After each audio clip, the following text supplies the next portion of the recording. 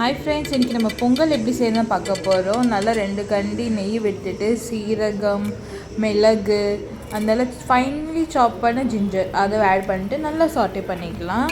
நல்லா சாட்டே பண்ணதுக்கப்புறம் கொஞ்சம் கருவேப்பிலையை ஆட் பண்ணிக்கிட்டு நம்ம ஊற வச்சிருந்த அரிசியும் ப்ளஸ் மூங் தாலும் அது வந்து 10 மினிட்ஸ் நல்லா ஊற வச்சுருந்தேன். அதை ஆட் பண்ணிட்டு நல்லா மிக்ஸ் பண்ண கொஞ்சம் ஹிங் பவுடர் ஆட் பண்ணியிருக்கேன். பிகாஸ் வாய்ப்பு நல்லா இருக்குன்னு கூடன்ட்டு கொஞ்சோண்டு ஹல்தியும் ஆட் பண்ணிக்கேன். நிறைய பேர் என்னென்னா காஜு ஆட் பண்ணுவாங்க. எனக்கு பிடிக்காது. ஸோ அது ஆப்ஷனல் தான், வேணும்னா நீங்கள் போட்டுக்கோங்க. அந்த அதெல்லாம் நல்லா மிக்ஸ் பண்ணதுக்கப்புறம் தேவையான அளவு உப்பை ஆட் பண்ணிக்கிட்டு நல்லா மிக்ஸ் பண்ணி விட்டுட்டு தேவையான அளவு தண்ணி அதை ஆட் பண்ணிட்டு நம்ம குக்கரில் ஒரு 2 to 3 நல்லா விசில் அடிக்க விட்டுடலாம்.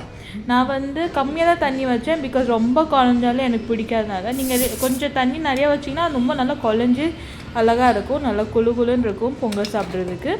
அவ்வளோதான். ஒரு 4 விசிலுக்கு அப்புறம் சாப்பாடு பொங்கல் ரெடி ஆகிடுச்சு. நல்லா மேலே நெய்யை விட்டு எடுத்துக்கிட்டு வீட்டில் வச்சு இந்த சாம்பார் வச்சு சாப்பிடுங்க, சூப்பராக இருக்குங்க.